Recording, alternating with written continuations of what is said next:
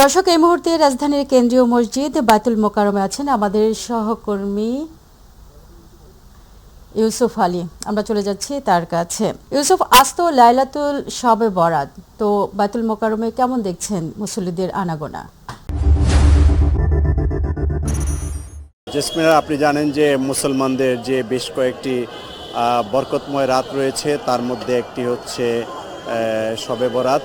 আজকে এই শবে বরাতের রাত্রে, অর্থাৎ মুসলমানদের 4টি নির্দিষ্ট রাত রয়েছে গুনাহ মাফের জন্য, এবং সেই রাতগুলোর মধ্যে একটি হচ্ছে শবে বরাত। কিছুক্ষণ আগে জাতীয় মসজিদ বায়তুল মোকাররমে এশার নামাজের জামাত শেষ হয়েছে। আপনি জানেন যে শবে বরাতে এশার নামাজের পর ধর্মপ্রাণ মুসলমানরা বিভিন্ন নফল ইবাদত বন্দেগীর মধ্যে ব্যস্ত থাকে। এর মধ্যে নফল নামাজ আদায়, দুরাকাত করে কোরআন তেলাওয়াত, তসবিহ পাঠ এবং জিকির আজগারের মাধ্যমে মুসলমানরা এই রাত্রিটিকে অতিবাহিত করেন।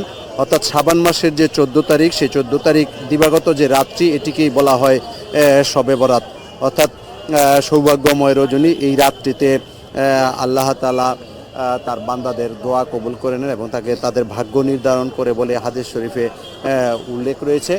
যে কারণে এই রাতটি সারা দেশে, শুধু বাংলাদেশ নয়, বাংলাদেশ সহ বিশ্বের বিভিন্ন দেশের ধর্মপ্রাণ মুসলমানরা এই রাতটি ইবাদত বন্দেগীর মাধ্যমে পালন করেন।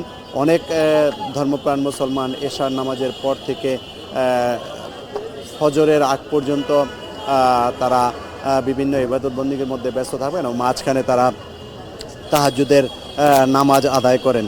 এছাড়া এই রাত্রিতে কিন্তু অনেকে দান খয়রাতও করে থাকেন, অর্থাৎ মসজিদ এবং কবরস্থানের পাশগুলোতে আপনার বিভিন্ন এতিম এবং যারা ভিক্ষা করেন এবং হতদরিদ্র যারা, তারা সেখানে কিন্তু মসজিদের পাশে ভিড় করেন। এবং যেহেতু আজকের এই রাতটি অত্যন্ত ফজিলতপূর্ণ, সে কারণে অনেকেই দান খয়রাত নিয়ে ব্যস্ত থাকেন। বায়তুল মোকাররম মসজিদের যে গেট, সেই গেটেও কিন্তু তার ব্যতিক্রম নয়। দর্শক, আপনারা দেখতে পাচ্ছেন যে বায়তুল মোকাররমের গেটের মধ্যে অসংখ্য অসহায় মানুষ বসে আছে এবং এখানে যাদের সামর্থ্য আছে তারা চেষ্টা করছেন যে একেবারেই হতদরিদ্র মানুষকে দান করার জন্য। যেহেতু সৌভাগ্যময় এবং বরকতপূর্ণ রজনী, সেজন্য তাদের ধারণা যে এই রাত্রিতে দান করলে বেশি সওয়াব হওয়ার সম্ভাবনা রয়েছে। তবে প্রতি বছরের মতো এবার এই মসজিদেও কিন্তু কিছুক্ষণ আগে আপনার মসজিদের যিনি নামাজ পড়িয়েছেন, ইমামতি করেছেন, তিনি এই শবে বরাত সম্পর্কে, এর ফজিলত এবং তাৎপর্য সম্পর্কে তিনি বর্ণনা করেছেন এবং মুসলমানরা যাতে এই রাত্রিতে বিভিন্ন ইবাদত বন্দেগীর পর যাতে আল্লাহ তাআলার দরবারে ক্ষমা প্রার্থনা করেন, যাতে যেসব গুনাহ করেছেন সে গুনাহ যাতে মাফ করে দেন এবং তারা যে বরকত প্রত্যাশা করেন, সেই বরকত এবং রহমত যাতে আল্লাহ তাআলার তরফ থেকে নাজিল হয়, সেই বিষয়ের উপর তিনি বক্তব্য রেখেছেন।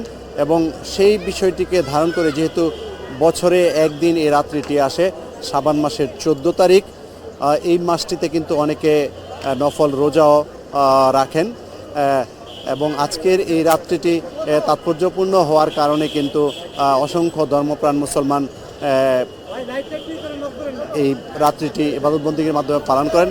এছাড়া আরেকটি বিষয় আপনাকে যেটি বলতে চাই, যে এই রাত্রিটি উপলক্ষে কিন্তু অনেকে রুটি হালুয়াও বিতরণ করে থাকেন। অনেকে, যদিও ইসলামে সেটি বলা হয়নি, কিন্তু মানুষকে আপ্যায়ন করার জন্য, আত্মীয় স্বজন এবং অসহায় মানুষকে আপ্যায়ন করার জন্য অনেকেই বিভিন্ন ধরনের হালুয়া এবং রুটি তৈরি করেছেন। তারা সেটি বিভিন্ন বাসায় তারা বিতরণ করেন।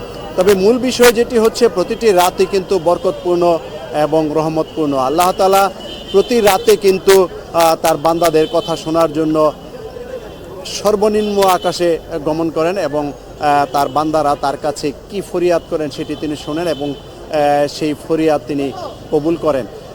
আজকের রাত্রিটিও কিন্তু তার ব্যতিক্রম নয়। যেহেতু শবে বরাতের রাত্রি, এই রাত্রিতে এই জন্য তারা ধর্মপ্রাণ মুসলমানরা ইবাদত বন্দেগীর মাধ্যমে আল্লাহ তাআলার কাছে ক্ষমা চাইবেন। ধন্যবাদ। যোগ করা হবে। দর্শক, বায়তুল মোকাররম থেকে যুক্ত ছিলেন আমাদের সহকর্মী ইউসুফ আলী।